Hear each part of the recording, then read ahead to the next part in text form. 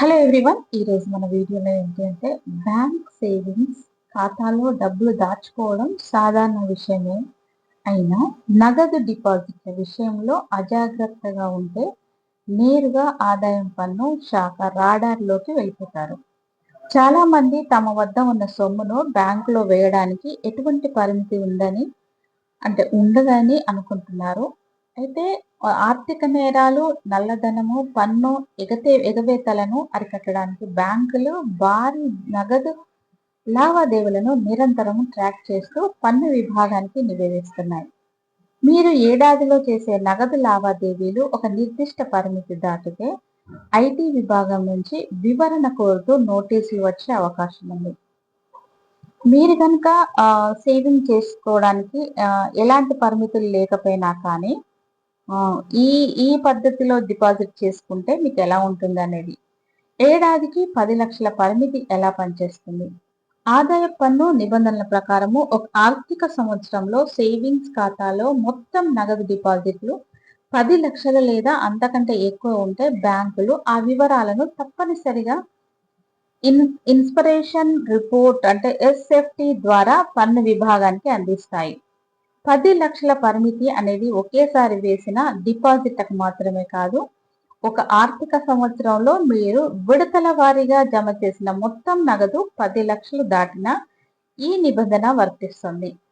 దీన్ని అర్థం వెంటనే పన్ను పడుతుందని చెప్పేసి అంటున్నారు. ఆ డబ్బు ఎక్కడి నుంచి వచ్చిందో స్పష్టమైన లెక్క చూపాల్సి ఉంటుంది. ఇక పన్ను విశ్లేషణ అన్నమాట. ఈ మొత్తం జీతం వ్యాపారం, అద్దె లేదా షేర్ల విక్రయం వంటి చట్టబద్ధమైన మార్గాల ద్వారా వచ్చి ఆదాయం పన్ను రిటర్న్స్ ఐటీఆర్ లో చూపించి ఉంటే ఎలాంటి సమస్య ఉండదు.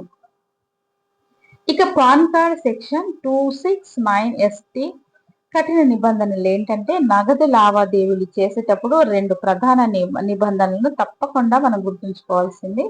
ఒకటి, 50,000 దాటితే మనము పాన్ తప్పనిసరి. ఒకేసారి 50,000 కంటే ఎక్కువ నగదు డిపాజిట్ చేస్తే పాన్ కార్డ్ నంబర్ లేదా ఫామ్ 60 సమర్పించాలి. సెక్షన్ 269 ఎస్టీ నిబంధన ఈ చట్టం ప్రకారం ఒక వ్యక్తి నుంచి ఒకే రోజులో లేదా ఒకే లావాదేవీ కింద 2 లక్షలు లేదా అంతకంటే ఎక్కువ నగదు స్వీకరించడం చట్టరీత్యా నేరం. ఈ నిబంధన ఉల్లంఘిస్తే స్వీకరించిన నగదు మొత్తానికి సమానమైన 100% జరిమానా పడుతుంది. నోటీసుల బారిన పడకుండా ఉండాలంటే ఏం చేయాలి అంటే బ్యాంకులో పెద్ద మొత్తంలో నగదు జమ చేసిన ప్రతిసారి ప్రతి దానికి సంబంధించిన జీతం స్లిప్పులు, వ్యాపార బిల్లు, అద్దె ఒప్పందాలు లేదా ఆస్తి పంపకాల పత్రాలను భద్రపరచుకోవాలి. మీ ఖాతా స్టేట్మెంట్ ఎప్పటికప్పుడు పరిశీలిస్తూ పరిమితులను దాటకుండా చూసుకోవడం, చట్టబద్ధమైన బ్యాంకింగ్ ఛానల్స్ ద్వారా లావాదేవీలు జరపడం ఆర్థిక ఇబ్బందుల నుంచి రక్షిస్తుంది. ఇది అన్నమాట. మనం ఎంత చేస్తే బ్యాంకులో మనకి ఏముంటుంది అంటే సేవింగ్స్ ఖాతా ఎంత నిబంధనలను ఎలా చేసుకుంటుంది అనే దాని గురించి ఈరోజు వీడియో. ఇలాంటి ఇన్ఫర్మేటివ్ వీడియోస్ కోసం మన ఛానల్ కొత్తగా చూసేవాళ్ళు ఒక్క లైక్ ఇచ్చి షేర్ చేయండి. Thank you.